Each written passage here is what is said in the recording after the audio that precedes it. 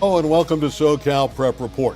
My name is Randy Rosenwald, your host, along with Tarek Fatal from SB Live. He's going to join me in a moment. We have a great show for you, not because we have no guests, because we don't have any guests. Because a lot of detail, a lot of things to go through. We've got to work through the football playoffs, which are currently going on. Tonight, of course, in the city section. We have the southern section going tomorrow, all their playoff games, the quarterfinals. Also, we're going to have our basketball previewed. Tarek has been waiting all season.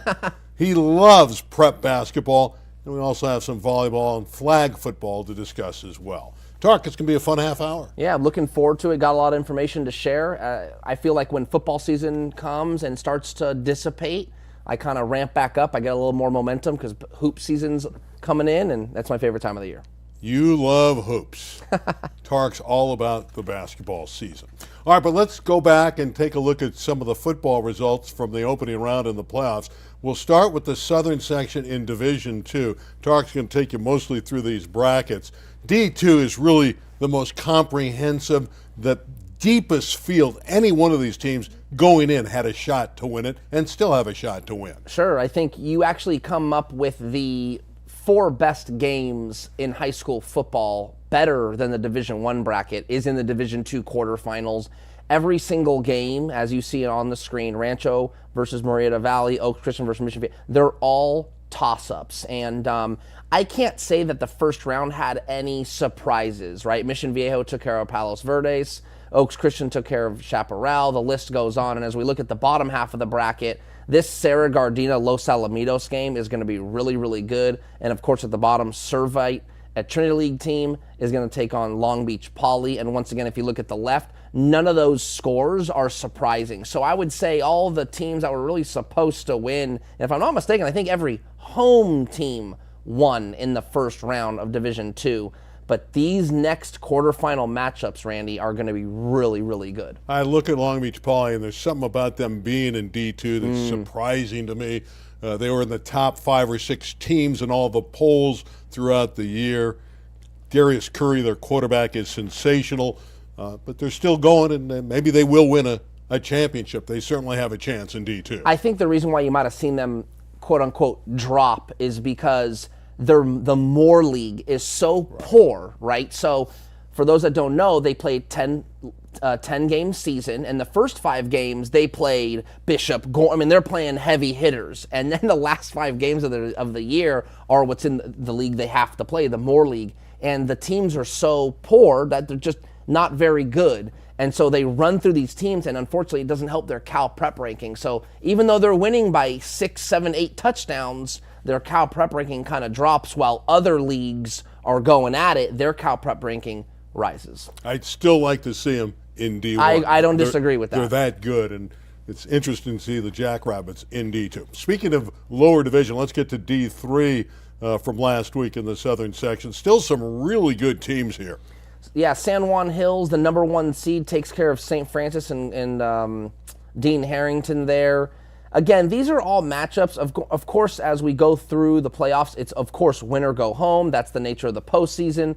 However, these matchups, as good as they are, they're not quite as good as Division II. Are you surprised that St. Francis went out that quickly? No, I'm not. San Juan Hills really was, we all thought was going to be Division II, but when the Division I field was only 8 teams, it dropped them down to Division III. How about that Chaminade game with Englewood? That was phenomenal. I know you went to it. That's right. I was in West Hills, and I have to give a shout-out to Athletic Director Todd Borowski. It's halftime, and it's 28-10, and I look at Todd, I go, hey, man, great year. And he looks over at me and goes, we'll come back. And I go, sure. And lo and behold, Seth Shigg ran for 202 yards, their quarterback, and 3 touchdowns. And Chaminade came back and won the game 39-35. He actually scored the game-winning touchdown. Yeah, the Chaminade Villa Park game should be a great one. It will be. We're talking about 2 really well-coached teams. This is a testament to playing a tough schedule. Be on the look. It wouldn't surprise me if Chaminade made a run. Why? Because they play in this tough Mission League, and there's nothing out there they haven't seen. So right. Villa Park, in my opinion, as good as well coached they are, they probably haven't seen as much as Chaminade has, and I think Chaminade might be the team to beat in that game. All right, let's take a look at the D1, the quarterfinals. These guys were off a week. They had buys in essence because there was only 8 teams in the bracket. Obviously, St. John Bosco, a tremendous team only losing one game this entire season at Kahuku when they were in Hawaii against San Clemente. Corona Centennial is the team I think it's got a chance to make a deep run. Sure, and that's not a bad pick. I think we're going to see what's called chalk win out through this first round. You're going to see the top seed win their game, I believe. So you're going to see the semifinal, I think, is going to be Bosco Centennial versus, and then you're going to see Sierra Canyon play Mater Dei in that in that semifinal game. Of course, Mater Dei already has shut out J. Sarah, beat them badly the first time. Two teams from the same league, so that's a rematch there.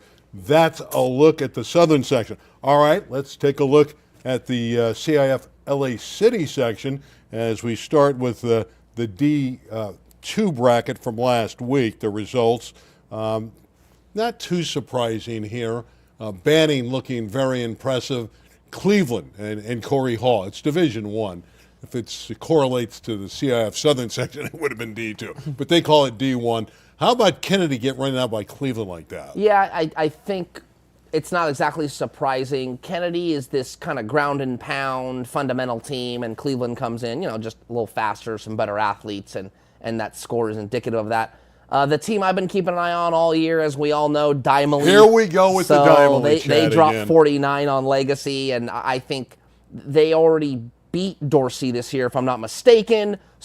But it's always hard to beat a second team, beat a team for the second time. Dorsey was down 16-8 to El Camino, then just rallied back and had a pretty good outing there. And on the other side, you got to look at Crenshaw with a great win over Marquez, over the Gladiators. 42-37. That might have been the game of the night, along with that Hamilton loss to King Drew, and I know you like King Drew. Yeah, I do like King Drew. I think they're the team to beat, well, maybe not the team to beat, but they're the sleeper in that division. They've got a lot of talent and a lot of size, and I really like their coach, Joe Torres. So give me King Drew to win that division. Great Final Fours there, too. Venice is always a tough out of the one playoffs. thing about Crenshaw that bothers me is that they let up 37 points to, was it Torres is who they played? Yeah. So I think Venice will probably win that game. All right, it's time to take a look at the division, what is known as the open division in the LA City section. This is the Birmingham bracket. They've won it the last 3 times. They have won 39 straight against LA City section opponents. They're the heavy favorite over Narbonne. Carson Granada's the 4-5 game, which is really a good one. But I think the most intriguing matchup is Garfield and San Pedro. Garfield's been trying to get ready for physical football. They went through the Eastern League. They scrimmaged Carson early in the year.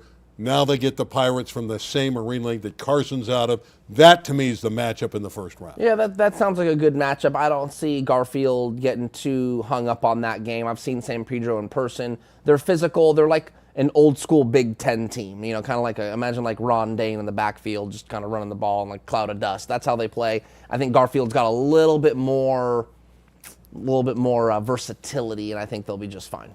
Yeah, and Garfield's the same team that went all the way to the championship last year and lost to Birmingham, so they're going to have some confidence in the playoffs, but they're going to play a team that's physical in San Pedro, so it will be a test for them.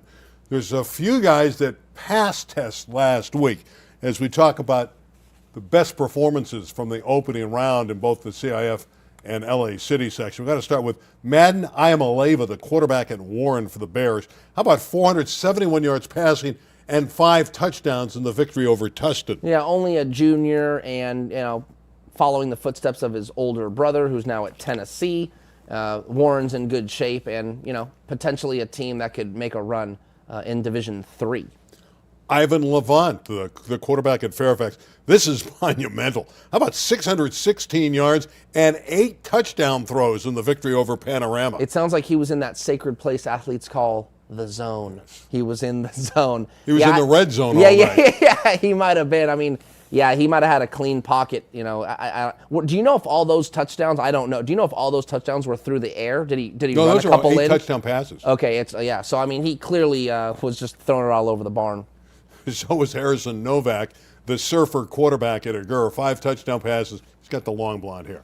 5 touchdown passes in the victory over Burroughs. Yeah, that's a great little hometown, more of like a neighborhood team showdown, Agora and Burbank of Burroughs. So good to see the Chargers get into the playoffs and get a playoff win. Coach Dustin Croik does a good job. We seem to see this name on our chart every week. Shane Rosenthal, just a junior wide receiver, 16 catches, 3 scores in a win over Ventura. Yeah, imagine kind of like a high school Wes Welker or like a Julian Edelman type player, just really good in the slot, super fast, super physical, great hands, and super, super reliable. Really, really good player, and Brady Smeigel's #1 target. Yeah, Cameron Brewer, wide receiver, Bishop Montgomery, 14 catches. He caught 4 touchdowns, but they still lost to El Monte. Yeah, you got to play a little defense, right? That's a tough way to go out. I don't know. Do we know if Cameron Brewer is a senior?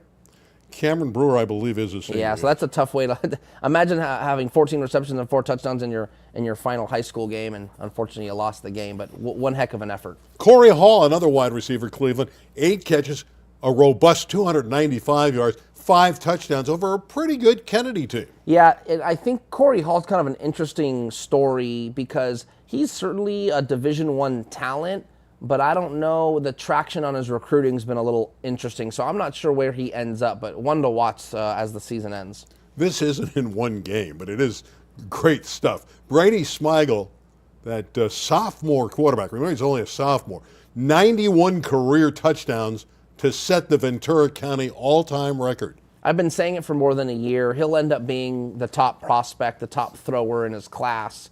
It wouldn't surprise me if he reclassified. He's a little bit older. So the fact that he's already set that record in 2 years is very impressive, although I'm not surprised. 3 undefeateds. Teams that were 10-0 went down. Palos Verdes, Tustin, and Pacifica of Oxnard. All were perfect, and it all went to pieces in the opening round. Yeah, the Palos Verdes, though, man, I can't do it. They got into a bad bracket. Yeah, they played themselves into Division II and played Mission Viejo, and I just... That, to me, is just a sham. I'm not a huge fan of the way the playoff system works against Palos Verdes in that circumstance. Oxnard of Pacifica, they got into a huge brawl the week before with Oxnard High School, and they might have been missing some guys, so that might have impacted them. And Tustin's another one that probably played themselves a little too high. You're taking on Warren, a bunch of Division I kids running all around the field. So. And they played them a good game. Yeah, they played them a good game. I just think Tustin and Palos Verdes should be, they're like Division III schools. All right, Tark, give me your top player in each division, the city and the southern section, to this point in football. Yeah, I think if you said, okay, Tark, who are your watch lists type players for Player of the Year? In the southern section, for me, it's Cornell Hatcher. He's a running back of Corona Centennial. I think he's got well over 20 touchdowns this year. I think he actually might have 32 or something like that. He's got 1,800 yards rushing. He's coming off an injury from last year. So not only is it a great story, a breakthrough athlete, but he's carrying the offense. And don't get me wrong, they've got a quarterback in Hassan Longstreet that's capable. They've got some linemen up front and so on and so forth. But Cornell Hatcher, to me, has been the standout player in the southern section. And Matt Logan caught this immediately at the beginning of the year, even before the regular season began. He goes, this is a different cat this year in Cornell Hatcher. He's going to have a great season, even a greater breakout year than in years gone by, and he's been very capable there. So it's not a great surprise. How about in the city? I think I know who you're going to say. Yeah, it's hard for me not to at least put Jerry Misa Alafua up there from Carson because he's a great two-way player. So he leads the team in tackles and probably is up there in sacks, and then he's their leading rusher and scorer, in regards to getting to the end zone. And I think they're the 3 seed or the 4 seed in the open. So really, really good season for the Colts, and Jerry Misa Alafua is at the center. However, it's hard for me to believe that Birmingham won't win the city title again. And generally, the player of the year is given to the best player on the championship team. And I think that's going to be Peyton Waters. So I gave one name for the southern section. I think Cornell Hatcher is the guy and certainly is deserving. In the city section, 2 names, Peyton Waters from Birmingham and Jerry Misa Alafua from Carson.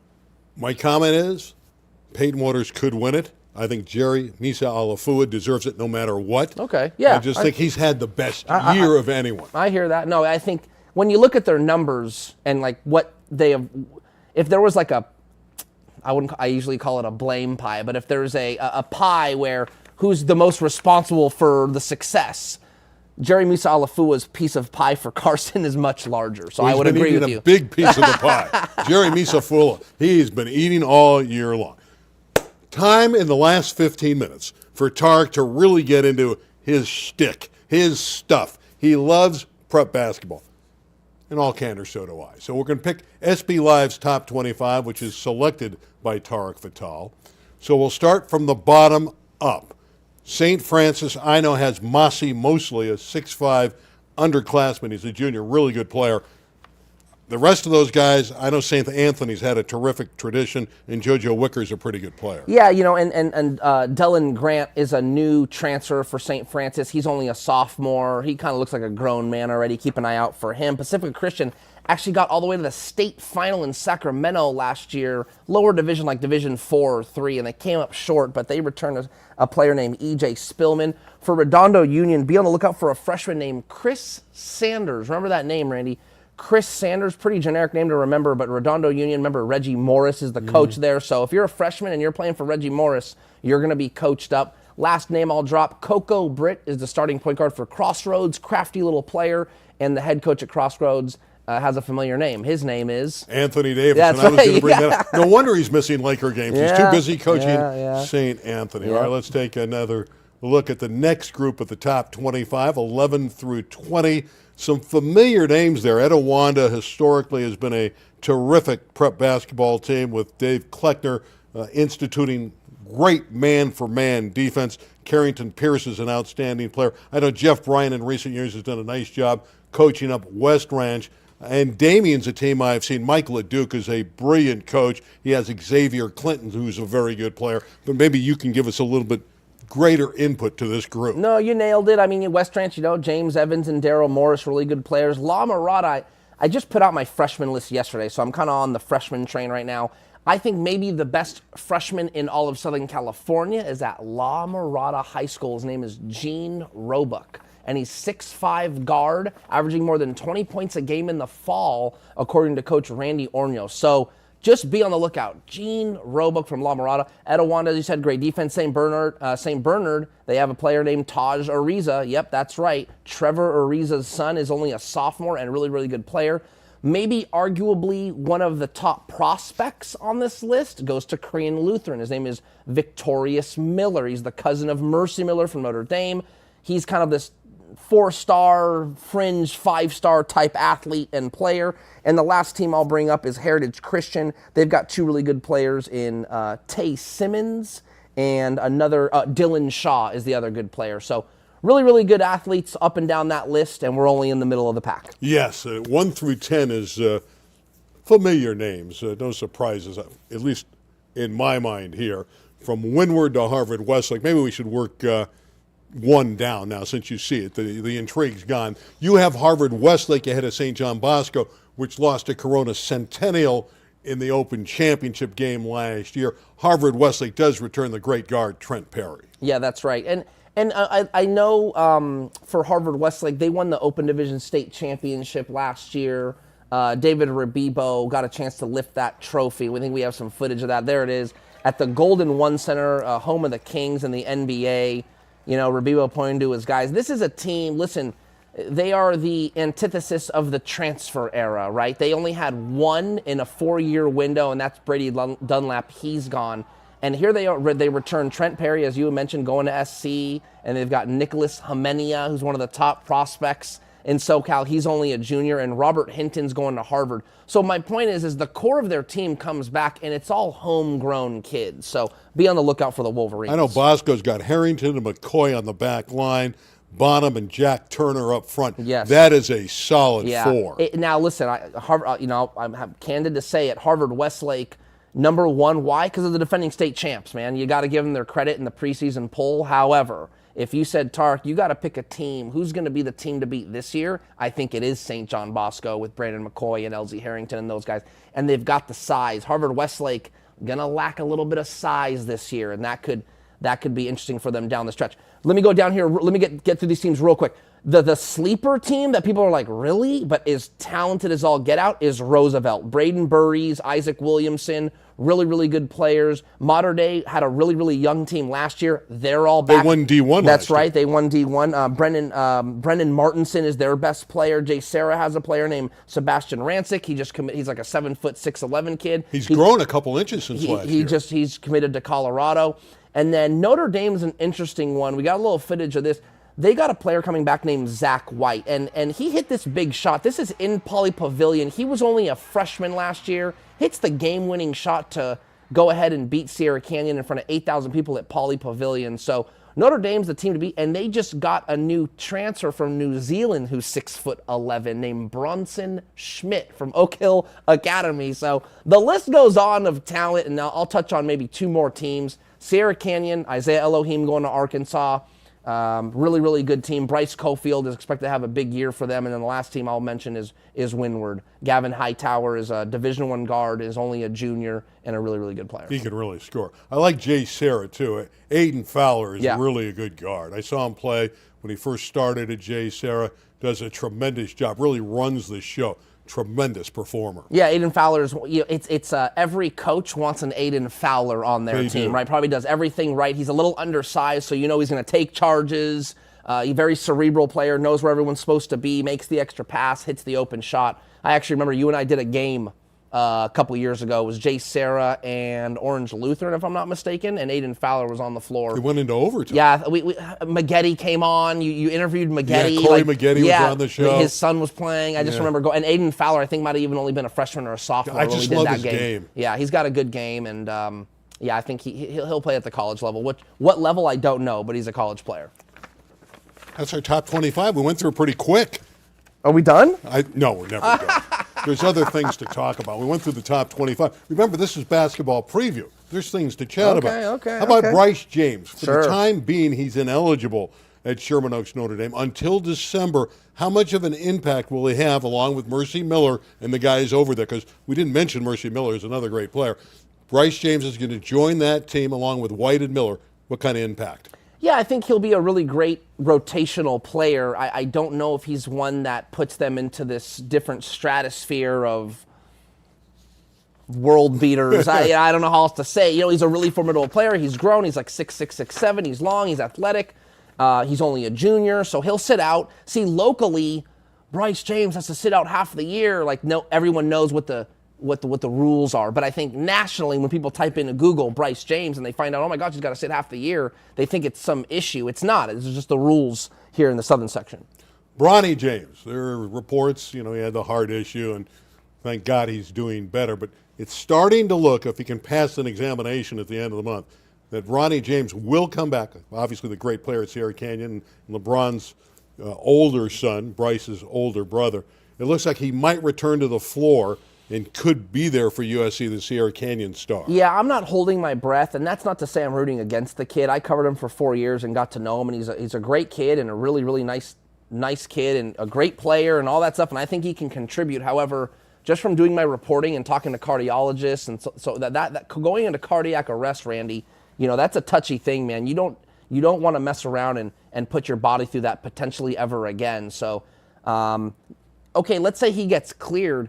I don't know how he gets on the floor. USC is so talented at the guard position, and how many minutes does he get? Yeah, there's just so much there, and so I don't know. I'll just leave it at I don't know, but I'm rooting for him in whatever he wants to do in life. You're right. Isaiah Collier's pretty good, isn't he? Yeah, Freshman, lottery pick. Good. Yeah, he's very good. Isaiah Collier. It's going to be one and done. He had 18 in his Boogie first game. Ellis. Boogie Ellis can shoot the ball out of San Diego, but he can really play as well. Boogie's a big star.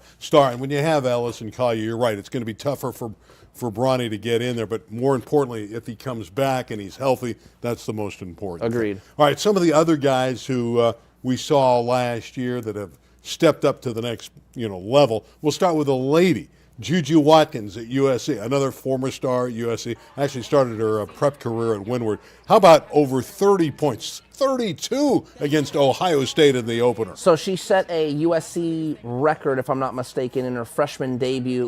It was held by Lisa Leslie in 1990, who scored, I believe, either 28 or 30 points, and then Juju came in and scored 32 points. Can I just share, I was watching this game. The most impressive part, Randy, was USC was up big in the third quarter, but she had 4 fouls. She had to sit out the whole fourth And quarter. they lost the lead. And Ohio State came roaring back, and then she played basically the whole fourth quarter and never picked up her 5th foul and actually led them to victory. So in my opinion, that's the most impressive feat of that game, was her staying out of foul trouble and leading her team to victory. A couple other former guys that I picked up on. You may have others who were in the Southern section. Shai Odom for Howard had 12 points and 8 rebounds.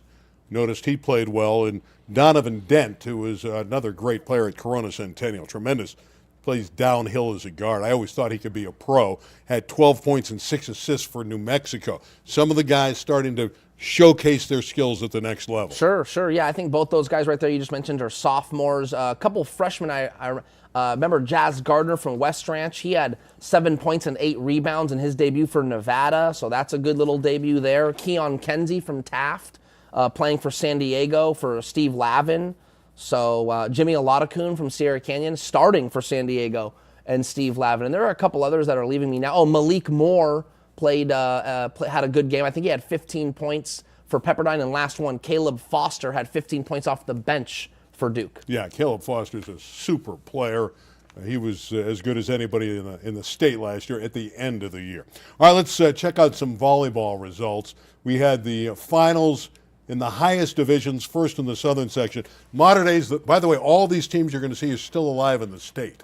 They all won their opening state matches. Mater Dei won the section championship over the number 2 team in the country, number 1 against 2. This was their 3rd meeting. They had split. Mater Dei 3-0 sweep, unbelievable, 20 wins in a row. Isabel Clark had 18 kills for the winners. The Monarchs, look at that, 20 straight, and I think they're still going strong. I would imagine that they are the team to beat the rest of the way. They are. And in the City Open division, this was a beauty. El Camino Real, and you picked this one, by the way, over Taft. And you can see Addison Choi had a 10-point service run in the second set that turned it around. She served, they run off 10 straight, and don't look back.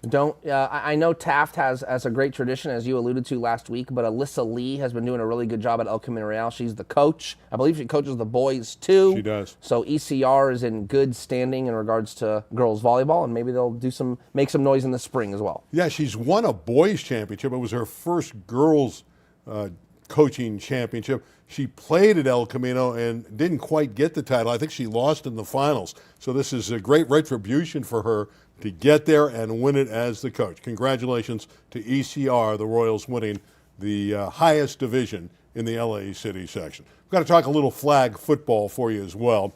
We're going to carry these games, not the semis, but when they get to the finals on the 18th. So the winners of the games you're about to see, we're going to carry in a few days. San Fernando and Birmingham, this is a rematch. They played earlier in the year, and Birmingham won barely, 25-20.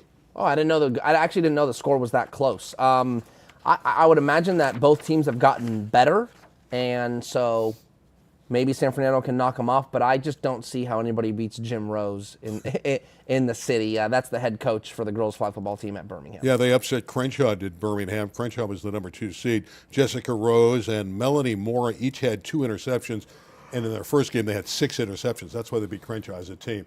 Eagle Rock and San Pedro, another rematch. They split during the regular year, but San Pedro's been really coming on. Yeah, look at those records. I didn't know those teams played those many matches this year, but that's the advantage. Maybe whoever wins this game goes on to win the whole thing because they've played so many more games than the other semifinalists. Yeah, San Pedro has to be the favorite. Not a guarantee that they're going to win it, but they're the favorite. And in the D1, you see Garfield, which upset the number 1 team, which was the girls' academic leadership squad. Garfield knocked them off, plays Sylmar. And in the other semifinal, 11 versus 10, it's Cleveland, the Cavaliers, and Verdugo Hills. Cleveland 4-6, but yet they are there. I don't know if you know, but did you know the boys basketball coach at Sylmar, Bort Escoto, is helping the girls flag football team? Bort's done a lot of work. Give me Sylmar. I'm picking Bort. You got to pick Bort. Okay, before we go, there's the promo for it. The Division I game at 3, the Open Division game at 4:30. We'll have them for you live on LA 36. Tarek, it was a lot of fun. It went fast, didn't Yes, it? it did. We got through a lot, and basketball season is almost here. The city section starts on the 9th, which I believe is, today. Today, yeah. So city section basketball can start today. Southern section starts on the 13th, which is a Monday. And how do you pronounce Nicholas Hemenia's name? Well, We've been arguing about this. Yeah, well, I acquiesced today, and That means you agreed with me. correct, and I said, I went with Hemenia, but I've been saying Kamenia. So as we end the show, Tarek and I always argue. So we're going to say good day for today. But Tarek, it's Nicholas Hemenia. Yeah, I've always see you next week, I've always everybody. said Kamenia, but I mean, It's you're not probably right. Kamenia, It's it's Hemenia. whatever. It's are they Russian? It looks like Kamenia, though, because it has a K, but it is right. Hemenia. The K, but the K's silent, I guess. I guess it is. I don't think anyone's gonna get